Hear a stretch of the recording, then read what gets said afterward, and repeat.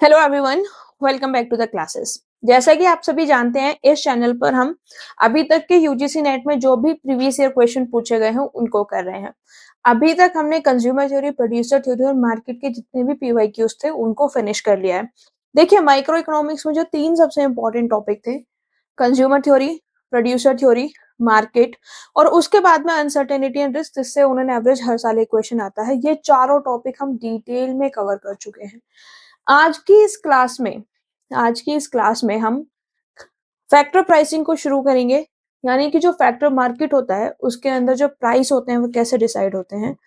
आज के बाद जितने भी हम टॉपिक पढ़ेंगे, factor pricing, general equilibrium, welfare, economics, moral hazard, these are important topics, पर ये इतने इंपॉर्टेंट टॉपिक्स नहीं है जब हम माइक्रो की बात करते हैं। माइक्रो में चार ही सबसे ज्यादा इंपॉर्टेंट टॉपिक है। सबसे पहले आपको कंज्यूमर थ्योरी प्रिपेयर करना है। कंज्यूमर थ्योरी आपको बहुत ही ज्यादा अच्छे से प्रिपेयर करना है। फिर उसके बाद में आपको प्रोड्यूसर थ्योरी प्रिपेयर करना है। फिर उसके बाद में आपको मार्केट स्ट्रक्चर प्रिपेयर करना है। एंड देन आपको अनसर्टेनिटी एंड रिस्क प्रिपेयर करना है। जब आप इन चार टॉपिक्स को अच्छे से प्रिपेयर कर लो, उसके बाद में आप बाकी के जो टॉपिक्स हैं उन पे काम करना शुरू करना। डेली हर बार आपको एक या दो क्वेश्चन जो है वो इन टॉपिक से मिल जाएंगे। बट जो लेट्स से अगर माइक्रो इकोनॉमिक्स में आपको 10 क्वेश्चंस मिलते हैं, तो 10 में से जो 6 क्वेश्चंस होंगे वो उन्हीं चार टॉपिक से होंगे जो मैं आपको करा चुकी हूँ। ठीक है, आज की क्लास शुरू करते हैं। Arrange the proponent of the Marshall productivity theory of factor reward in chronological order. यानी कि जो फैक्टर रिवॉर्ड है, देखिए फैक्टर थ्योरी की जो बात हम कर रहे हैं फैक्टर प्राइसिंग की, तो मैं आपको बता देती हूँ कि जब हमने प्रोडक्शन प्रोसेस की बात की थी, हमने अभी थोड़ी देर पहले थ्योरी ऑफ प्रोडक्शन भी पढ़ा है कुछ क्लासेस पहले, तो हम ये मानते हैं कि चार तरह के फैक्टर ऑफ प्रोडक्शन होते हैं। पहला लैंड, दूसरा लेबर, तीसरा capital, and fourth is entrepreneurship. ठीक है, जो लैंड है उसको मिलता है रेंट, लेबर को मिलता है वेजेस, कैपिटल को मिलता है इंटरेस्ट, एंटरप्रेन्योरशिप को मिलता है प्रॉफिट। ठीक है, फैक्टर प्राइसिंग में क्या है कि हम पढ़ते हैं कि जो लैंड मार्केट है वो किस तरीके से ऑपरेट होती है और किस हिसाब से आपका रेंट डिसाइड होता है। इसी तरीके से हम लेबर मार्केट की बात करते हैं, यानी कि जो लेबर मार्केट है उसका इक्विलिब्रियम कहाँ पर होगा और वेजेस कैसे डिसाइड होंगे, वेजेस को कौन कौन सी चीजें जो है वो इन्फ्लुएंस करती हैं। इसके बाद में हमने कैपिटल मार्केट की बात की और हमने थ्योरीज ऑफ इंटरेस्ट पढ़ी, जिसमें हमने लोनेबल फंड थ्योरी पढ़ा, क्लासिकल इंटरेस्ट थ्योरी पढ़ा। इसके बाद में एंटरप्रेन्योरशिप की बात होती है, जहां पे हमने डिफरेंट वे ऑफ प्रॉफिट पढ़ा, profit as a dynamic surplus पढ़ा, मोनोपोली थ्योरी ऑफ प्रॉफिट पढ़ा, Schumpeter innovation theory of profit पढ़ा। तो डिफरेंट डिफरेंट हमने प्रॉफिट्स की थ्योरी पढ़ी।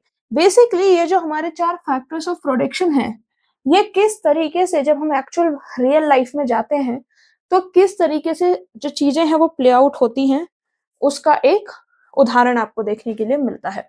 Arrange the proponent of the marginal productivity theory of factor reward. जो भी फैक्टर रिवॉर्ड की मार्जिनल प्रोडक्टिविटी थ्योरी थी उसमें क्रोनोलॉजिकल ऑर्डर में आपको बताना है। ठीक है, तो हमको बताना है क्रोनोलॉजिकल ऑर्डर में। तो सबसे पहले मार्शल ने, अगर आपको क्रोनोलॉजिकल ऑर्डर याद नहीं है तो आपको ये समझना है कि जो टीचर है, जिस भी टीचर से आप पढ़े हो, जिस भी टीचर ने आपको पढ़ाया है, उन्होंने सबसे पहले कौन सी थ्योरी पढ़ाई है। जनरली जो सबसे पहले थ्योरी आई है हम उसे ही सबसे पहले पढ़ाते हैं। तो सबसे पहले हमने पढ़ी थी मार्शल थ्योरी, ठीक है, 2। फिर उसके बाद में हमने क्लार्क को पढ़ा, 1। देन हमने जेवोन्स को पढ़ा, 4।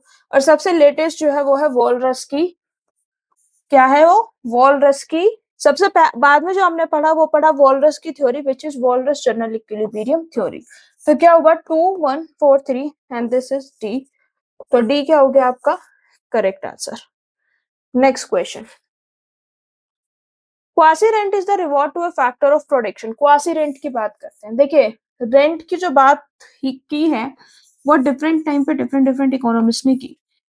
सबसे पहले रेंट की बात की डेविड रिकार्डो ने, और उन्होंने बोला है कि जो रेंट होता है वो हम पे करते हैं बिकॉज हम लैंड की इनडिस्ट्रक्टिबल पावर को यूज कर रहे हैं। फिर उसके बाद में और वो होते गए, और पहले ये बोला गया कि जो रेंट है वो केवल लैंड के केस में ही मिल सकता है। लेकिन जो मार्शल थे, क्वासी रेंट का जो कॉन्सेप्ट था वो मार्शल ने दिया, और मार्शल ने बोला कि ये सही बात नहीं है, this is not necessarily true, it is not true कि केवल लैंड के केस में ही आपको रेंट मिलता है। उन्होंने ये बोला कि वो सारे फैक्टर्स ऑफ प्रोडक्शन जो कि शॉर्ट रन में, जिनका जो आप अमाउंट है नहीं बढ़ा सकते हो, जो शॉर्ट रन में इनइलास्टिक है, वो सब आपको रेंट दे सकते हैं। तो उन्होंने क्या बोला कि वो सारे फैक्टर्स ऑफ प्रोडक्शन जो कि शॉर्ट रन में इनइलास्टिक हैं, ठीक है, क्या है, इनइलास्टिक है, वो सब आपको रेंट दे सकते हैं। और क्वासी रेंट क्या होता है बेटा? Quasi rent is the economic return of A factor of production. This is economic return of a factor of production which exceeds its opportunity cost. ठीक है, यानी कि अपॉर्चुनिटी कॉस्ट से ज्यादा जो भी रिटर्न आपको मिलेगा that is known as the economic rent. लेकिन ये परमानेंट इकोनॉमिक रेंट नहीं होता है, ये टेक्निकली जैसे मैंने आपको बताया, it applies when the you know fix supply is fixed in the short run. जब इनइलास्टिक होता है शॉर्ट रन में तो ये परमानेंट नहीं होता है, क्योंकि जैसे ही लॉन्ग रन आता है तो उसमें जो डिमांड है वो तो चेंज होती ही होती है, और उसके साथ में जो सप्लाई है, सप्लाई की कंडीशन भी चेंज हो जाती है। ठीक है, तो हम ये मान सकते हैं क्वासी रेंट से तीन चीजें हमको समझनी है। सबसे पहले अल्फ्रेड मार्शल ने दिया, दूसरा it is possible to get quasi rent on any factor of production जिसकी जो शॉर्ट रन में सप्लाई है वो इनइलास्टिक है, ठीक है, या फिर जिसकी फिक्स सप्लाई है शॉर्ट रन में, ये परमानेंट नहीं होता है क्योंकि लॉन्ग रन में इसको चेंज किया जा सकता है। और क्वासी रेंट जो होता है वो होता है excess of revenue over opportunity cost. तो क्वासी रेंट को अगर आपको कैलकुलेट करना है तो आप क्या करोगे, रेवेन्यू माइनस अपॉर्चुनिटी कॉस्ट। ठीक है, quasi rent is revenue minus opportunity cost. ठीक है बेटा, ठीक है, quasi rent is revenue minus opportunity cost. ठीक है, नेक्स्ट क्वेश्चन देखते हैं।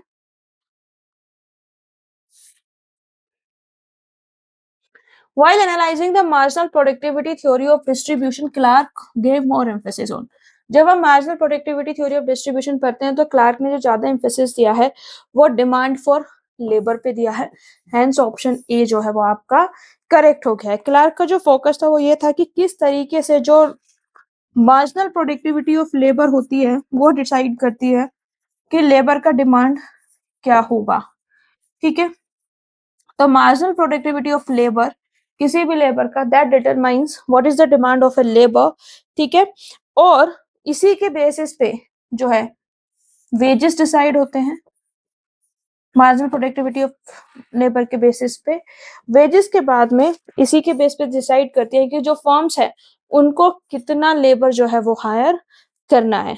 ठीक है, यानी कि जो वेजेस होते हैं वो डिटरमाइन होते हैं मार्जिनल प्रोडक्टिविटी ऑफ लेबर से, और जो मार्जिनल प्रोडक्टिविटी ऑफ लेबर होता है वही ये डिसाइड करने में एक फर्म को हेल्प करता है कि जो फर्म है वो कितना कितना लेबर को हायर कर रही होगी। ठीक है, अब मार्जिनल प्रोडक्टिविटी ऑफ लेबर क्या होता है, बहुत से बच्चे कंफ्यूज होते हैं, मैं फिर से बता देती हूँ। Marginal productivity of labour is the additional level, ठीक है, एडिशनल वैल्यू। मार्जिनल का मतलब एडिशनल होता है, मैं डे वन से पढ़ाती आ रही हूँ आपको। तो marginal productivity of labour is the additional value that add additional unit of labor adds in the production process। ठीक है, यानी कि जब हम एक एडिशनल लेबर को हायर कर रहे हैं, उस एडिशनल लेबर को हायर करने की वजह से हमें जो पूरा प्रोडक्शन प्रोसेस है उसमें क्या एक्स्ट्रा वैल्यू ऐड हुआ, उसमें क्या एक एडिशनल वैल्यू ऐड हुआ, that is known as the marginal productivity of labour. Next question. As long as the substitution effect dominates the income effect, the labor supply curve is positively sloped. देखिए ये जो है ना ये बहुत important है. Labour market equilibrium की यहाँ पे बात हो रही है, ठीक है. तो लेबर मार्केट इक्विलिब्रियम हर मार्केट की तरह दो चीजों पे डिपेंड करता है. एक करता है लेबर डिमांड पे, एक करता है लेबर सप्लाई पे. लेबर डिमांड से आपका सिंपल सा मतलब ये है who is demanding the labour. Labour demand कौन जनरेट करता है? फर्म्स, ठीक है. And who is supplying the labour? Individual. Correct. इतने में कोई confusion? Firms are demanding labour, ठीक है, और जो इंडिविजुअल है वो लेबर को सप्लाई कर रहे हैं. तो जो लेबर डिमांड होती है वो डिपेंड करती है मार्जिनल प्रोडक्टिविटी ऑफ लेबर पे, और दूसरा उनको कितना सप्लाई करना है, ठीक है. तो लेबर डिमांड की अलग अलग थ्योरीज आपको हैं. यहाँ पे बात हुई है लेबर सप्लाई की, क्योंकि हम बात कर रहे हैं लेबर सप्लाई कर्व की. जो लेबर सप्लाई है वो रिलेटेड है किससे? वेजेस से, ठीक है. अब इसमें दो चीजें देखने वाली बात है, ठीक है. मान लीजिए दो तरीके के जो इफेक्ट होते हैं वो काम करते हैं. जब मैंने आपको कंज्यूमर थ्योरी पढ़ाई थी तो उसमें भी मैंने आपको प्राइस इफेक्ट बताया था, ठीक है. और कंज्यूमर थ्योरी में प्राइस इफेक्ट में मैंने आपको बताया था कि सब्स्टिट्यूशन इफेक्ट और इनकम इफेक्ट दो तरीके के इफेक्ट होते हैं. ये सेम इफेक्ट लेबर सप्लाई में भी एप्लीकेबल होते हैं. तो मान लीजिए 100 रुपीज पर आवर का वेज रेट चल रहा है, ठीक है. तो 100 रुपीज पर आवर का अगर वेज रेट चल रहा है तो उसमें जो लेबर है, लेबर के पास हमेशा से दो चॉइस होती है. पहला, या तो वो काम करेगा जिसके बदले में उसे वेज मिलेगा, ठीक है. आप जितने घंटे काम करोगे आपको उतने घंटे का वेज मिलेगा. दूसरा क्या है कि आप काम नहीं करेंगे तो आप आराम करेंगे, लेजर मिलेंगे, और इसमें आपको कोई भी वेज नहीं मिलेगा. तो क्या मैं इस चीज को ऐसे कह सकती हूँ कि आप जितने आवर आराम कर रहे हैं उतने आवर आप अपने वेज रेट को गंवा रहे हैं, क्योंकि आपके पास 24 आवर्स है और इन 24 आवर्स में आपके पास दो ही ऑप्शन है, या तो आप काम करेंगे या फिर आप आराम करेंगे. तो वो सारा टाइम जिसमें आप आराम कर रहे हैं उस टाइम के लिए आप अपने वेज रेट को गंवा रहे हैं. तो 100 रुपीज पर आवर का वेज रेट है, तो 100 रुपीज जब पर आवर का वेज रेट है तो मान लीजिए कोई 6 आवर के लिए काम कर रहा है, तो क्या हो गया? 600 पर डे वो कमा रहा है. ना सपोज आपका जो वेज रेट है वो बढ़ के 120 हो जाएगा. तो जब आपका वेज रेट बढ़ेगा तो that will induce labour to work more, ठीक है. वाई? क्योंकि पहले अगर आप 1 घंटा काम कर रहे थे तो आपको 100 रुपए का नुकसान हो रहा था, ठीक है. पहले अगर आप 1 घंटा काम कर रहे थे तो आपको 100 रुपए मिल रहे थे, लेकिन अब आपको काम करने के कितने पैसे मिल रहे हैं? 120. क्या मैं इस चीज को ऐसे नहीं कह सकती हूँ कि बेटा अब अगर आपको 1 घंटा आराम करना है तो आपको 120 रुपए का नुकसान होगा? पहले आपको कितना का नुकसान हो रहा था? 100 रुपए का नुकसान हो रहा था. अब आपका नुकसान बढ़ गया है क्योंकि वेज रेट बढ़ गया है. क्योंकि आपका वेज रेट बढ़ गया है तो आपका जो लेजर है वो क्या हो गया है बेटा? महंगा हो गया है, ठीक है. इसी वजह से आपका जो वर्क है वो सस्ता हो गया है. और इंडिविजुअल क्या होता है? हमेशा सस्ती चीजों को प्रेफर करता है एज कंपेयर टू द महंगी चीजें. ये तो हमने पढ़ा है. तो जब वो सस्ती चीजों को प्रेफर करेगा बेटा, देन व्हाट विल हैपन कि जब आपके वेज रेट बढ़ेंगे तो उस केस में वो सब्स्टिट्यूशन इफेक्ट जो है वो डोमिनेट करेगा. सब्स्टिट्यूशन इफेक्ट जो है वो ग्रेटर देन इनकम इफेक्ट होगा. क्यों? क्योंकि वेजेस जो है वो सस्ते हो गए हैं, लेजर जो है वो महंगा हो गया है, तो हम ज्यादा काम करेंगे. यानी कि पहले मैं 100 रुपए पे 6 घंटे काम करके 600 कमा रहा था, अब मेरे 120 पे अगर 7 आवर्स भी काम करता हूँ तो मैं 840 रुपीज कमा लूंगा। ठीक है, तो जैसे जैसे आपका वेज रेट बढ़ा तो आपका क्या हुआ, जो लेबर सप्लाई है वो भी बढ़ती चली गई, क्योंकि सब्स्टिट्यूशन इफेक्ट जो है वो डोमिनेट कर रहा है। बट एक पॉइंट ऐसा आता है जब इंसान को लगता है कि मैंने बहुत काम कर लिया है, ठीक है, अब मेरे को थोड़ा सा आराम करना है, अब मेरे को थोड़ा सा फैमिली के साथ टाइम स्पेंड करना है, या मैं एग्जॉस्ट हो चुका हूँ। अब एक इंसान है जो यहाँ पे 6 आवर तक का काम कर रहा है, मैक्सिमम एक इंसान एक दिन में 12 आवर्स तक का काम कर सकता है। ठीक है, तो अगर आपके वेज रेट इतने ज्यादा बढ़ जाते हैं कि वो कम आवर्स में काम करके भी कॉम्पनसेट कर लेते हैं, तो आपका क्या होता है, इनकम इफेक्ट डोमिनेट हो जाता है। जैसे आपका 100 से 120 रुपया हुआ, नाउ मान लीजिए आपका जो वेज रेट है वो 100 से 200 रुपए हो जाए, और अगर आपका वेज रेट 100 से 200 रुपए हो जाता है तो उस केस में बेटा क्या होगा, जो 200 रुपए हैं और इंसान 6 घंटे ही काम कर रहा है तो उसको कितने पैसे मिल रहे हैं, 1200।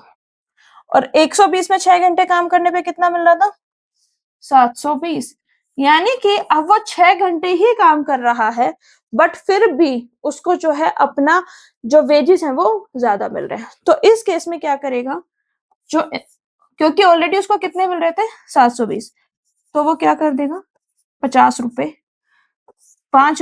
5 घंटे काम करना शुरू कर देगा, 1000 रुपए। हो सकता है 4 घंटे काम करना शुरू कर दे तो 800 rupees. 800 rupees is still higher than the 720 rupees.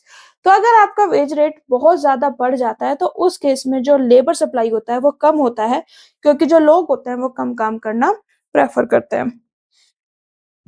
तो ये क्या है, आपका इनकम इफेक्ट सब्स्टिट्यूशन इफेक्ट से ज्यादा हो गया। तो अब हमने दो चीजें पढ़ी, पहला कि जब तक सब्स्टिट्यूशन इफेक्ट ज्यादा था इनकम इफेक्ट से तो हमारी लेबर सप्लाई बढ़ रही थी वेज के बढ़ने से, और जैसे ही इनकम इफेक्ट डोमिनेट हुआ सब्स्टिट्यूशन इफेक्ट से तो हमारी लेबर सप्लाई कम हुई वेज के बढ़ने से। ठीक है, substitution effect greater than income effect, तो वेज रेट बढ़ने पर हमारी लेबर सप्लाई बढ़ गई। Substitution income effect greater than substitution effect, तो वेज रेट बढ़ने पर लेबर सप्लाई कम हो गई। यानी कि जब तक सब्स्टिट्यूशन इफेक्ट और इनकम इफेक्ट के बीच का रिलेशन ये है कि सब्स्टिट्यूशन इफेक्ट इनकम इफेक्ट से ज्यादा है, and when substitution effect is greater than income effect, then क्या होगा, मेरा जो लेबर सप्लाई कर्व है वो अपवर्ड स्लोपिंग होगा। बट जैसे ही इनकम इफेक्ट डोमिनेट करेगा सब्स्टिट्यूशन इफेक्ट को, तो उस केस में मेरा जो लेबर सप्लाई कर्व है वो क्या हो जाएगा, डाउनवर्ड स्लोपिंग। ठीक है, इट इज डाउनवर्ड स्लोपिंग। तो क्या होगा कि पहले मेरा अपवर्ड स्लोपिंग होगा, फिर मेरा डाउनवर्ड स्लोपिंग होगा, और इसी को हम क्या बोलते हैं, backward bending supply curve of labour. ठीक है, तो सब income effect is greater than substitution, labour supply curve आपका डाउनवर्ड स्लोपिंग हो जाएगा, और substitution effect is greater than income effect, labour supply आपका अपवर्ड स्लोपिंग हो जाएगा। यहाँ पे क्या पूछा गया है, as long as substitution effect dominates the income effect, यानी कि substitution effect is greater than income effect, the labour supply curve is, labour supply curve क्या होगा इस केस में, पॉजिटिवली स्लोप्ड होगा, अपवर्ड स्लोपिंग। हाँ, ये और चीज समझ लीजिए, अपवर्ड स्लोपिंग मतलब पॉजिटिवली स्लोप्ड, डाउनवर्ड स्लोपिंग मतलब नेगेटिवली स्लोप। किसी भी कोई भी क्वेश्चन पूछा जाएगा लेबर सप्लाई कर्व से, इस इंफॉर्मेशन से बाहर नहीं होगा। इस इंफॉर्मेशन को आप अच्छे से रट लीजिए, समझ लीजिए, लेबर सप्लाई कर्व का जो भी क्वेश्चन होगा उसको आप बहुत इजीली सॉल्व कर पाएंगे। तो लेबर सप्लाई कर्व क्या हो गया, पॉजिटिवली स्लोप्ड। करेक्ट आंसर क्या हो गया, B. Next question, if MPL divide by MPK does not change with any proportionate change in labor and capital, यानी कि आप लेबर और कैपिटल में प्रोपोर्शनेट चेंज कर रहे हैं, यानी कि लेबर को भी आप 10% बढ़ा रहे हैं तो कैपिटल को भी आप 10% बढ़ा रहे हैं, उसकी वजह से एमपीएल और एमपीके में कोई भी चेंज नहीं आ रहा है, या फिर आप लिखिए एमआरटीएसएलके में कोई भी चेंज नहीं आ रहा है, या फिर जो आइसोक्वांट का स्लोप है वो चेंज नहीं हो रहा है, यानी कि slope of isoquant do not change, then the production function is homothetic. तो प्रोडक्शन फंक्शन क्या हो जाएगा आपका, होमोथेटिक हो जाएगा। होमोथेटिक जो प्रोडक्शन फंक्शन होता है उसका जो कैरेक्टराइजेशन होता है, उसकी जो खास बात यही होती है कि जो marginal rate of technical substitution होता है वो कांस्टेंट होता है from any ray of from the origin, यानी कि आप ओरिजिन से कोई भी रे को ड्रॉ करेंगे तो उसका जो एमआरटीएस है वो सेम रहेगा। यानी कि जब इनपुट्स की आप स्केलिंग करेंगे तो इनपुट्स के स्केलिंग करने के बाद भी जो एमपीएल डिवाइड बाई एमपीके का रेशियो है वो चेंज नहीं होगा। नेक्स्ट क्वेश्चन,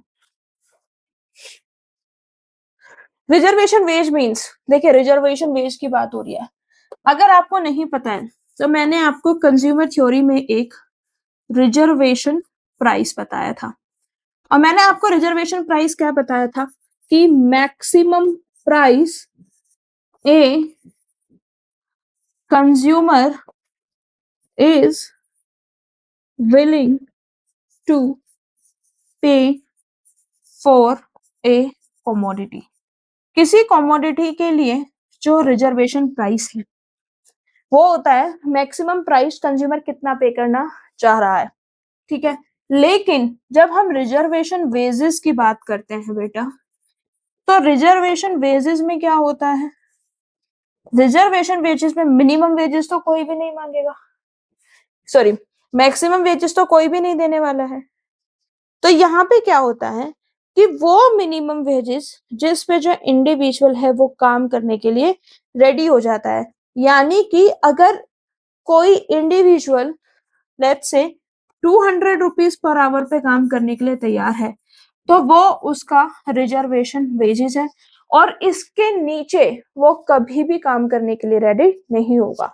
तो reservation wage is that minimum wage जिस पे जो इंडिविजुअल है वो काम करने के लिए रेडी हो जाता है, ठीक है। अगर आपको रिजर्वेशन वेज मिलेगा तो आप काम करोगे, रिजर्वेशन वेज नहीं मिलेगा तो आप काम नहीं करोगे। तो option C is the correct one, minimum wage at which an individual is willing to work. देखिए इसमें हम वो वाला ऑप्शन भी लगा सकते हैं कि अगर दो ऑप्शन आपको एक दूसरे के ऑपोजिट दिए हो तो उनमें से कोई एक ठीक रहता है।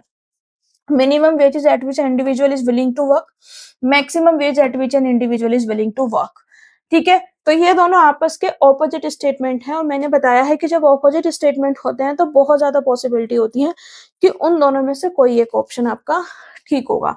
तो ये जो मैक्सिमम वेजेस की बात हो रही है तो कॉमन सेंस आप जरा सा भी लगाओगे ना, आप अपना मैक्सिमम वेज डिसाइड ही नहीं कर सकते हो, क्योंकि लेट्स से आपने अपना मैक्सिमम वेज डिसाइड किया 800 रुपए, और आपने जाके बोल दिया कि मेरे को तो 800 रुपए घंटा चाहिए, हो सकता है अगले बंदे ने 1000 सोच रखा हो, तो आप कभी भी अपना मैक्सिमम वेज नहीं डिसाइड कर सकते, आप हमेशा अपना मिनिमम वेज डिसाइड करते हैं। आप ये डिसाइड करते हैं कि मेरे को कम से कम कितना पैसा चाहिए होगा अगर मैं ये काम करूंगा या करूंगी तो। नेक्स्ट क्वेश्चन,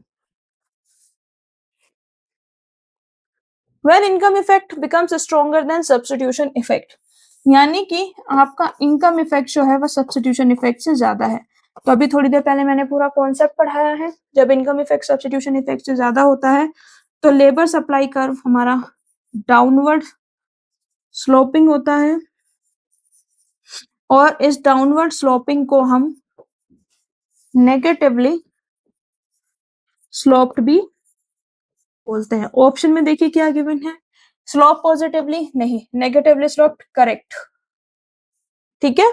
नेगेटिवली स्लोप जो है वो भी आपका करेक्ट आंसर है। बैकवर्ड बेंडिंग, ये जो ऑप्शन सी है ये सबसे अप्रोप्रिएट आंसर है। ये बात सच है कि जब हमारा डाउनवर्ड स्लोपिंग होता है तो लेबर सप्लाई कर्व हमारा डाउनवर्ड हो जाता है, बट अगर आप इसको लेबर सप्लाई के रिस्पेक्ट में देखें तो इट लुक्स लाइक दिस। ये जो बैकवर्ड बेंड सप्लाई कर्व बनता है ये इसीलिए बनता है क्योंकि इनकम इफेक्ट डोमिनेट करता है सब्स्टिट्यूशन इफेक्ट को। इसीलिए ऑप्शन बी भी सही है, लेकिन जो मोस्ट अप्रोप्रिएट ऑप्शन है दैट इज ऑप्शन सी, कि जब भी इनकम इफेक्ट डोमिनेट करेगा सब्स्टिट्यूशन इफेक्ट को, तो जो हमारा सप्लाई कर्व है वो बेंड बैकवर्ड हो जाएगा। ठीक है, next question, predatory pricing. Predatory का मतलब क्या होता है? देखिए, सबसे पहले तो आप प्रीडेटरी का मतलब समझिए। प्रीडेटरी का मतलब होता है शिकार करना। ठीक है, अगर आप प्रीडेटर की बात करें, प्रीडेटर और प्रे, प्रीडेटर होता है शिकारी, इंग्लिश की बात करें, और प्रे का मतलब होता है शिकार। तो प्रीडेटरी प्राइसिंग का मतलब होता है कि हम किसी का शिकार करना चाह रहे हैं। अब शिकार करने का मतलब यह है, किस पे शिकार करेंगे? हम अपने आप तो करेंगे नहीं, खुद का शिकार तो करेंगे नहीं, खुद को तो खाएंगे नहीं, तो हम किसका शिकार करेंगे? हम शिकार करेंगे अपने कॉम्पिटिटिव पार्टी का। ठीक है, तो प्रीडेटरी पॉलिसी जो होती है, they are designed to drive competitors out of business, correct, maximise profit नहीं, एनकरेज नहीं। कोई भी फर्म ये नहीं चाहेगी कि हमारी मार्केट में ज्यादा लोग आए, तो नहीं, अटेन लीस्ट कॉस्ट आउटपुट नहीं।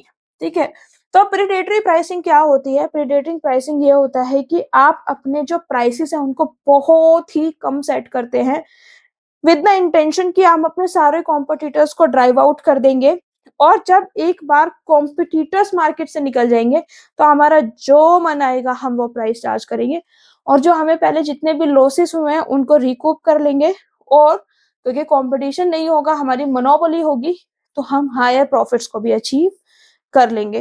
Hence option A is the correct answer. Next question, value of marginal product is, कई बार मैंने पढ़ाया है, value of marginal product is equal to marginal product into price. क्योंकि यहाँ पे कहीं भी प्राइस नहीं गिवन है, तो हम जानते हैं प्राइस की जगह हम क्या लिख सकते हैं? Average revenue. तो मार्जिनल प्रोडक्टिविटी या फिर मार्जिनल फिजिकल प्रोडक्टिविटी, हाँ देखिए, मार्जिनल कहीं पे आपको एमपीएल लिखे या एमपीपीएल दिखे, ये सेम बात है। This is marginal productivity of labour and this is marginal physical productivity of labour. तो बिल्कुल भी कंफ्यूज नहीं होना है। तो MPP into A R, this is the option, option B which is the correct answer. कई बार मैंने आपको बताया है कि जो वैल्यू ऑफ मार्जिनल प्रोडक्टिविटी होती है उसको हम कैलकुलेट करते हैं कि जो भी एक लेबर है वो कितना मार्जिनल प्रोडक्ट बना रही है इनटू द प्राइस, यानी कि जब हम उसको मार्केट में सेल करने जाएंगे तो उस एक एडिशनल लेबर का जो प्रोडक्शन है उसकी हमें क्या वैल्यू मिलेगी, उससे हम कितना रिटर्न कमा पाएंगे, that is the value of marginal productivity. क्योंकि यहाँ पे प्राइस नहीं गिवन है तो हमने प्राइस की जगह एवरेज रेवेन्यू कर लिया। Next question, this is the next question, segmented labor markets imply। Segmented labour market का मतलब ये होता है सेगमेंट कर देना, अलग अलग डिफरेंशिएट कर देना, यानी कि जब आप लेबर मार्केट्स को अलग अलग कर सकते हैं, यानी कि टिपिकली क्या हुआ है, आपने लेबर मार्केट को अलग अलग सेगमेंट में कर दिया है, सेपरेट कर दिया है, और वेज इनइक्वालिटी है, लेबर डिस्क्रिमिनेशन है among different segment. Segment one में आप दूसरा वेज दे रहे हैं, सेगमेंट टू में आप दूसरा वेज दे रहे हैं, और इसकी सबसे बड़ी बात यह है कि अगर दो अलग अलग जो सेगमेंट के लेबर हैं उनका मार्जिनल प्रोडक्टिविटी भी सेम है, तब भी हम डिफरेंट डिफरेंट जो प्राइसेस हैं, तब भी हम डिफरेंट डिफरेंट वेजेस जो है वो हम दे रहे हैं। तो सेगमेंटेड लेबर मार्केट का क्या मतलब है कि हम जो लेबर मार्केट है उसको दो पार्ट में सेगमेंट कर दे रहे हैं। कैसे? Let's, this is first segment and this is second segment. ठीक है, मजे की बात यह है कि दोनों जो सेगमेंट्स हैं उनके जो लेबर है अगर उनका मार्जिनल प्रोडक्टिविटी सेम है, even then we will charge different wages for them.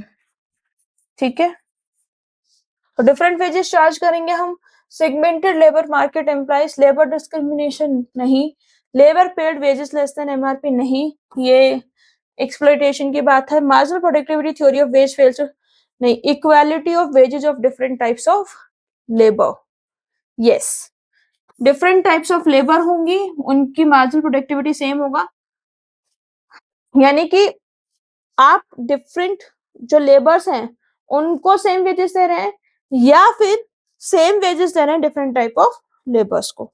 तो जो आपका ऑप्शन डी है that is the correct answer. Next question, who among the following economist are associated with the concept of quasi rent. जैसे कि मैंने अभी आपको बताया क्वासी रेंट का जो कॉन्सेप्ट था वो अल्फ्रेड मार्शल ने दिया, तो अल्फ्रेड मार्शल तो कंप्लीटली रिलेटेड है, तो ऑप्शन 1 जहां नहीं है वो हटा दीजिए, तो आपका ऑप्शन 3 जो है वो हट गया, डी ऑप्शन हट गया। रिकार्डो जो है, मैंने भी जब अल्फ्रेड मार्शल की बात की, क्वासी रेंट की बात की, तो मैंने आपको बताया था कि जो सबसे पहले था वो डेविड रिकार्डो ने थ्योरी ऑफ रेंट दिया था, तो इसमें भी कोई कंफ्यूजन नहीं होना चाहिए कि डेविड रिकार्डो ने भी थ्योरी ऑफ रेंट आपको दिया है, तो ऑप्शन 3 भी होगा। तो जिसमें ऑप्शन 3 नहीं है वो हटा दीजिए, ये हट गया, तो हमारे पास 2 ऑप्शन बचे हैं, फर्स्ट एंड थर्ड, और उसके बाद में आपका ऑल 3। तो जो जे रॉबिन्सन है, जॉन रॉबिन्सन, इन्होंने थ्योरी ऑफ रेंट नहीं दिया है, बल्कि जो जे रॉबिन्सन है वो, उन्होंने, जब हम डेवलपमेंट इकोनॉमिक्स को पढ़ेंगे तो डेवलपमेंट इकोनॉमिक्स में उन्होंने एक कॉन्सेप्ट दिया है, गोल्डन एज का कॉन्सेप्ट जिसको हम बेसिकली बोलते हैं, तो जो जे रॉबिन्सन है वो डायरेक्टली इससे लिंक नहीं है, तो केवल फर्स्ट एंड थर्ड ऑप्शन जो है वो करेक्ट हो गया, हेंस ऑप्शन ए जो है वो हमारा करेक्ट आंसर हो गया। Next question, list the following correct. Quasi rent का कॉन्सेप्ट किसने दिया है, अभी पढ़ा हमने, मार्शल ने दिया है, तो ए का क्या हो गया, थर्ड हो गया, ए का थर्ड जिसमें नहीं है वो हटा दीजिए, ऑप्शन सी एलिमिनेट हो गया, ऑप्शन डी एलिमिनेट हो गया, कितना इजी क्वेश्चन रह गया। मोनोपोली पावर हमने पढ़ा है कि जो लर्नर थे उन्होंने मोनोपोली पावर दिया, ठीक है, P upon P minus M C ऐसा करके, याद है, A R upon A R minus M R, जब हमने मोनोपोली पढ़ा था, मार्केट स्ट्रक्चर पढ़ा था, तो उसमें इस कॉन्सेप्ट को पढ़ा था, तो जो मोनोपोली पावर है वो किसने दिया था, एपी लर्नर ने, तो सी का क्या हो गया, 1 हो गया, सी का 1 जिसमें नहीं है उसको हटा दीजिए, ऑप्शन बी में सी का 1 नहीं है, तो आपके पास क्या बचा, ऑप्शन ए बचा, ठीक है। फिर भी हम आगे बढ़ते हैं, strong ordering of preference, reveal preference theory की बात हो रही है, जब हमने कंज्यूमर थ्योरी पढ़ा था, मैंने जब आपके कंज्यूमर थ्योरी के प्रीवियस ईयर क्वेश्चंस पढ़ाए थे, तो उसमें भी मैंने आपको बताया था कि जो करेक्ट स्ट्रॉन्ग ऑर्डर ऑफ प्रीफरेंसेस है वो किस तरीके से डिसाइड होता है, पूरी रिवील्ड प्रीफरेंस थ्योरी बताई थी, जो रिवील्ड प्रीफरेंस थ्योरी थी वो किसने दी थी, सैमुअलसन ने दी थी, तो डी का क्या हो गया, सेकंड हो गया। और जो प्लांट सेल्स कर्व है वो हमारा चैम्बरलिन का कॉन्सेप्ट है, जब चैम्बरलिन ने मोनोपोलिस्टिक थ्योरी दी थी, ठीक है, तो मोनोपोलिस्टिक थ्योरी के अंदर हमने प्लांट सेल्स कर्व का जो कॉन्सेप्ट है वो पढ़ा है, तो बी का क्या हो गया, फोर्थ हो गया, चेक कीजिए, ए का थर्ड करेक्ट, बी का फोर्थ करेक्ट, सी का 1 करेक्ट, डी का सेकंड करेक्ट। ऑल तो अगर आपको केवल 2 भी आते ना इसमें से तो भी आप कर सकते थे, अगर आपको केवल ये पता होता कि जो क्वासी रेंट है वो मार्शल ने दिया है, और इसके अलावा अगर आपको पता होता कि जो मोनोपोली पावर है वो लर्नर ने दिया है, तब भी आप इस क्वेश्चन को इजीली सॉल्व कर सकते थे। Next question, which of the following competition conditions hold true for factor pricing when the factor market is perfectly competitive। Factor market जो है वो परफेक्टली कॉम्पिटिटिव है, परफेक्टली कॉम्पिटिटिव का क्या मतलब है, वही price is equal to marginal cost, और जो प्रोडक्ट मार्केट है वो क्या है, मोनोपोलिस्टिक, प्रोडक्ट मार्केट हमारी मोनोपोलिस्टिक है, तो इसमें कौन से जो केसेस हैं वो सही होंगे, value of marginal product is greater then marginal revenue product, correct, value of marginal product is greater then marginal revenue product. Value of marginal product जो होता है वो आप कैसे देखिए, जब हम मोनोपोलिस्ट की बात करते हैं हम मोनोपोलिस्टिक की बात कर रहे हैं ना, यस।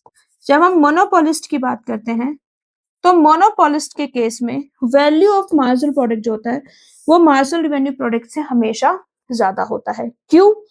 क्योंकि जो मोनोपोलिस्ट होता है वो डाउनवर्ड स्लोपिंग डिमांड कर्व को फेस करता है, यानी कि अगर उसको ज्यादा यूनिट बेचने हैं तो उसको अपना जो प्राइस है वो कम करना पड़ेगा। ठीक है, यानी कि हमारा जो मार्जिनल रेवेन्यू है that is always less than average revenue. जब हमने मोनोपोली को पढ़ा तो मैंने उसमें बताया था कि जो मार्जिनल रेवेन्यू कर्व है वो हमेशा एवरेज रेवेन्यू कर्व के नीचे भी होता है।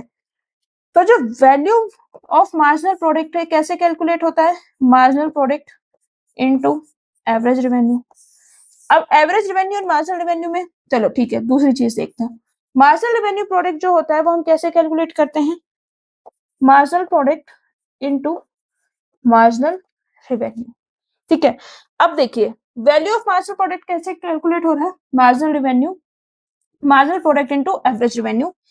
और ये कैसे कैलकुलेट हो रहा है? Marginal product into marginal revenue. क्योंकि मार्जिनल प्रोडक्ट तो दोनों में सेम है, तो डिफरेंस किससे आएगा? एवरेज रेवेन्यू और मार्जिनल रेवेन्यू से। और हम जानते हैं कि एवरेज रेवेन्यू और मार्जिनल रेवेन्यू के बीच में क्या रिलेशन है कि जो मार्जिनल रेवेन्यू है that is less than average revenue, या फिर average revenue is greater then marginal revenue.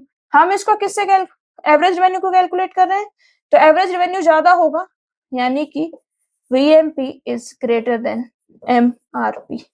तो ऑप्शन 1 तो करेक्ट हो गया। तो जिसमें ऑप्शन 1 नहीं है उसको हटा दीजिए, ऑप्शन बी हमने हटा दिया। ठीक है, दूसरा both VMP and MRP are decreasing, correct, ये बात भी सही है। ठीक है, जैसे फर्म्स जो होती हैं वो ज्यादा प्रोडक्शन करती हैं तो उनका जो मार्जिनल प्रोडक्ट होता है वो डिक्लाइन करना शुरू होता है, ये हमने पढ़ा है। ठीक है, जैसे ही फर्म्स जो होती हैं वो ज्यादा वर्कर्स को हायर करती हैं तो जो आपका मार्जिनल प्रोडक्ट ऑफ लेबर होता है वो कम हो जाता है due to law of diminishing marginal returns. ठीक है, क्योंकि हम value of marginal product MPP, VMP और MPP दोनों के दोनों, ठीक है, कैलकुलेट करते हैं on the basis of marginal productivity. और मार्जिनल प्रोडक्टिविटी क्या होती है? हमारी डिमिनिश करती है, तो ये दोनों भी डिमिनिश करेंगे, हेंस ऑप्शन बी भी हमारा करेक्ट हो गया। Value of marginal productivity is less than, नहीं, ये दोनों सेम है, ऑपोजिट है एक दूसरे का। अगर ऑप्शन ए सही है तो सी सही नहीं हो सकता। ठीक है, ठीक है बेटा, तो ऑप्शन ए जो है वो भी हमारा खत्म हो गया। MRPL is equal to wage rate, बिल्कुल सही बात है। जब हम परफेक्टली कॉम्पिटिटिव फैक्टर मार्केट की बात करते हैं तो जो फर्म्स होती हैं वो प्राइस टेकर होती है इनपुट के लिए। ठीक है, तो वो उस पॉइंट तक हायर करती हैं जहां पे जो जैसे कि प्रोडक्ट मार्केट में क्या होता है? Price is equal to marginal cost. इसी तरीके से फैक्टर मार्केट में जो फर्म होती है वो उस पॉइंट तक जो लेबर है हायर करती है जब हमारा marginal revenue product of labour wage rate के इक्वल नहीं हो जाता, तो फर्म यहाँ तक हायर करेंगी। क्योंकि जब तक जो फर्म कब तक हायर करेंगी? जब तक जो एडिशनल रेवेन्यू जनरेट हो रहा है by each additional worker is equal two way हम उनको पे कर रहे हैं। जितना वेजेस हम उनको पे कर रहे हैं उतना ही वो हमको रिटर्न दे पा रहे हैं, हम उसी लेवल तक उनको हायर करेंगे।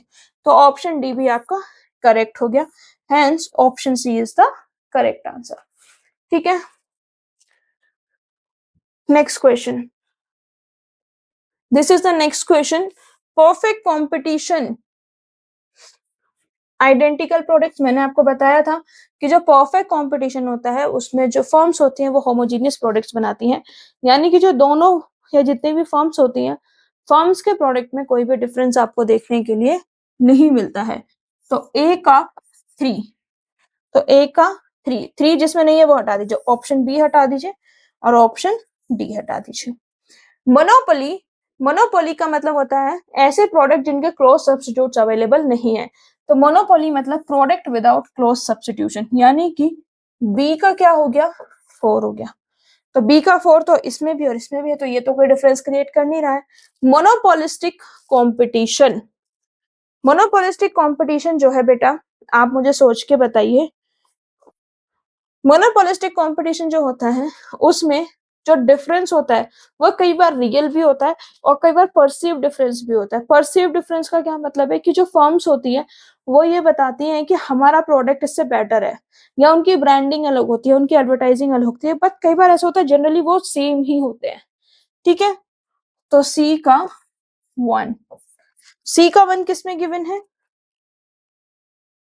ये ऑप्शन कंप्लीटली एक जैसे गिवन है, ये जो है वो टाइपिस्ट ने जो है एरर कर दिया है। ठीक है, तो टाइपिस्ट एरर है ये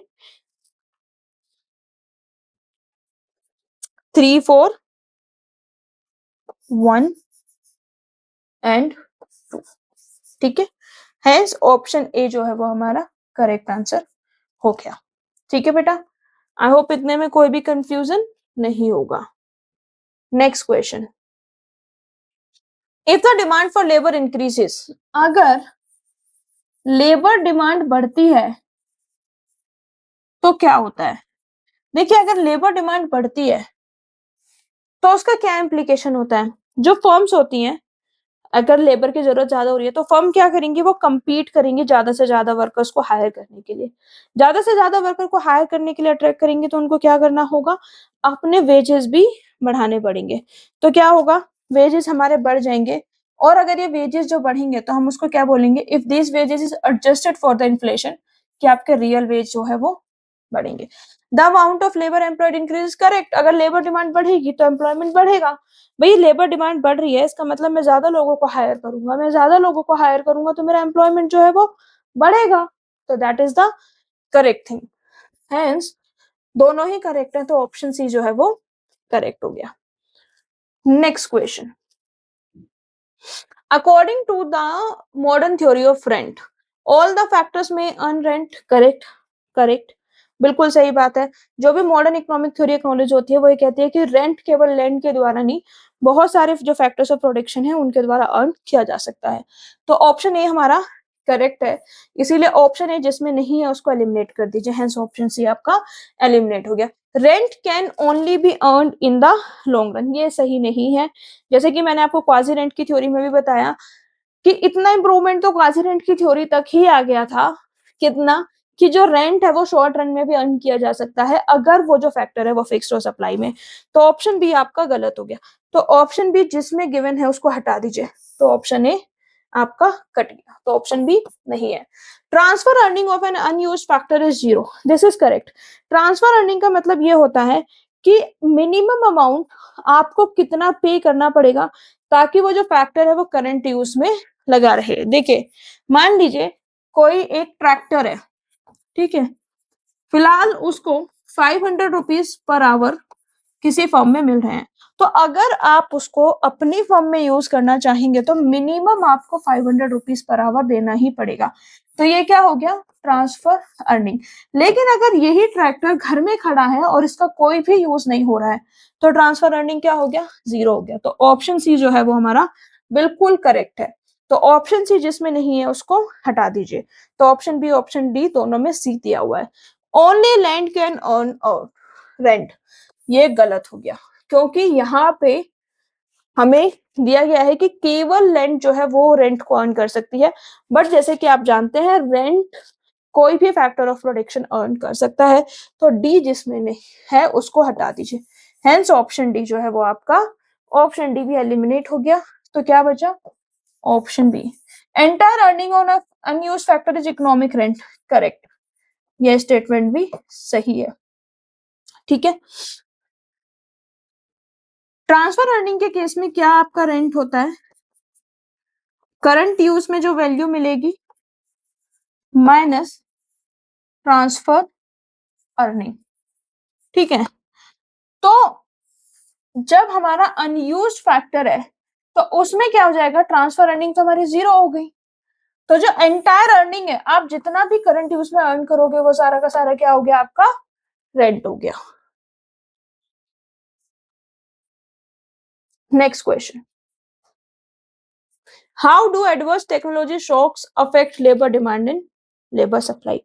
एडवर्स टेक्नोलॉजी शॉक्स मतलब जिससे कि अनएक्सपेक्टेड नेगेटिव चेंजेस हो टेक्नोलॉजी में, जिससे प्रोडक्टिविटी कम हो जाए। जनरली क्या होता है टेक्नोलॉजी में कि टेक्नोलॉजिकल अपग्रेड मिलता है आपको और उसकी वजह से आपको इम्प्रूवमेंट देखने के लिए मिलता है। ठीक है बेटा, और इम्प्रूवमेंट से आपकी जो प्रोडक्टिविटी है वो हमेशा क्या होती है, हायर होती है। लेकिन यहाँ पे क्या है, टेक्नोलॉजी है, टेक्नोलॉजी की वजह से इम्प्रूवमेंट नहीं हुआ, एडवर्स इम्पैक्ट आया और उसकी वजह से प्रोडक्टिविटी जो है वो कम हो गई है। तो अब देखते हैं क्या है। How do adverse technology shocks affect labour demand and labour supply? Decrease the demand for labour, correct, बिल्कुल सही बात है। एडवर्स टेक्नोलॉजी शॉक्स जो है वो प्रोडक्टिविटी को कम कर देती है और प्रोडक्टिविटी को कम करने की वजह से आपकी जो डिमांड है वो कम हो जाएगी। ठीक है, तो डिक्रीज होगा, करेक्ट। तो ऑप्शन ए हमारा करेक्ट हो गया, जिसमें ऑप्शन ए नहीं है उसको हटा दीजिए। Both real veg and employment fall, correct, बिल्कुल सही बात है ये भी। ये कैसे सही बात है, अगर लेबर डिमांड में रिडक्शन होता है, ठीक है, तो लेबर डिमांड में रिडक्शन होने की वजह से जो वेजेस हैं वो भी कम हो जाएंगे और उसके साथ में अगर मेरी डिमांड ही कम हो रही है तो मैं एम्प्लॉय ही कम लोगों को करूंगा, तो एम्प्लॉय कम लोगों को करूंगा तो मेरा एम्प्लॉयमेंट भी फॉल करेगा। तो बी भी करेक्ट है, बी जिसमें नहीं है वो हटा दीजिए, ऑप्शन ए में ही नहीं है। Real wage increases and employment falls, नहीं, ये गलत है, क्योंकि आपका रियल वेज भी फॉल करेगा और एम्प्लॉयमेंट भी फॉल करेगा। ऐसा हो ही नहीं सकता है कि रियल वेज बढ़े और एम्प्लॉयमेंट कम हो। लेबर डिमांड और लेबर वेज में पॉजिटिव रिलेशन है, ठीक है, तो दिस इज नॉट पॉसिबल। तो जहां सी है उसको हटा दीजिए। तो आपका ऑप्शन तो आ गया, करेक्ट आंसर तो डी आ गया, करेक्ट आंसर का तो कोई इशू ही नहीं रहा। बट फिर भी हम आगे देखते हैं। Real wages falls and employment increases, नहीं, रियल वेज भी फॉल करेगा और एम्प्लॉयमेंट भी कम। रियल वेजेज और एम्प्लॉयमेंट क्या है, आपके डायरेक्टली रिलेटेड है। अगर आपका रियल वेज बढ़ेगा तो एम्प्लॉयमेंट बढ़ेगा, रियल वेज कम होगा तो एम्प्लॉयमेंट कम होगा। ठीक है, adverse effect on market equilibrium, correct, ये बात सही है कि जब भी एडवर्स टेक्नोलॉजी होगी और वो मार्केट इक्विलिब्रियम को डिसरप्ट करेगी तो उससे लोअर एम्प्लॉयमेंट और लोअर वेजेस हमको देखने के लिए मिलेंगे। तो ऑप्शन ई सही है, ऑप्शन ए बी ई, तो ए बी ई आपको ऑप्शन डी में मिलते हैं, hence option D is the correct answer. Next question, given below are two statements, capital deepening is the process by which capital grows at a faster rate than labor and the capital labor ratio rises, बिल्कुल सही बात है। Capital deepening का मतलब ही ये होता है जहां पे जो अमाउंट ऑफ कैपिटल पर वर्कर है, कैपिटल लेबर रेशो जो होता है वो बहुत ज्यादा बढ़ जाता है, बिकॉज जो कैपिटल होती है वो ज्यादा रेट से ग्रो करती है रेदर देन लेबर। ठीक है, statement second, the growth of output per worker is the result of technological change which decreases output per worker for a given capital labour ratio, ये स्टेटमेंट गलत है।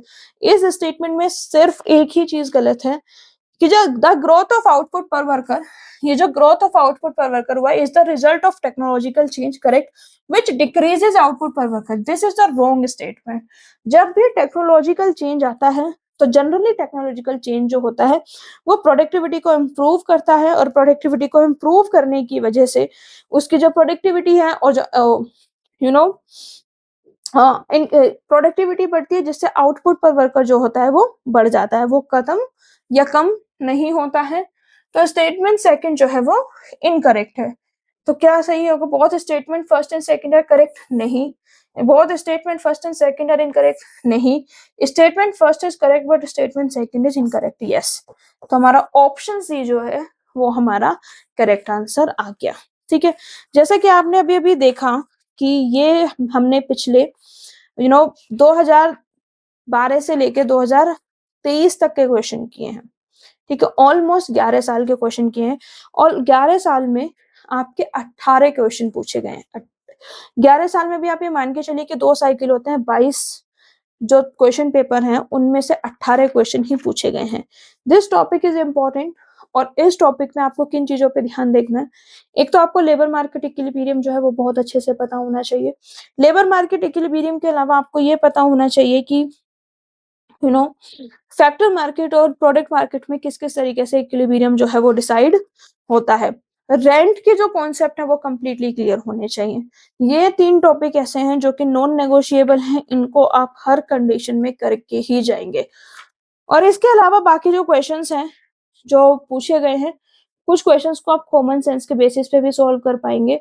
तो आप इन सब टॉपिक्स को अच्छे से पढ़ लीजिएगा। आई होप आपको मेरे लेक्चर्स जो हैं वो बहुत अच्छे लगते हैं। अगर आपको इन क्वेश्चन से, इन सोल्यूशन से प्रीवियस ईयर क्वेश्चंस के जरा भी हेल्प हो रही है और आपकी यूजीसी नेट की प्रिपरेशन अच्छी हो रही है, तो please let me know, please let me know. इस चैनल को लाइक कीजिए, वीडियो को लाइक कीजिए, चैनल को सब्सक्राइब कीजिए, अपने दोस्तों के साथ शेयर कीजिए, जल्द से जल्द अच्छे से अच्छे सब्सक्राइबर कराइए, ताकि जल्द से जल्द हम बहुत अच्छा और इनोवेटिव कंटेंट आपके सामने लेके आ सके। See you in the next class.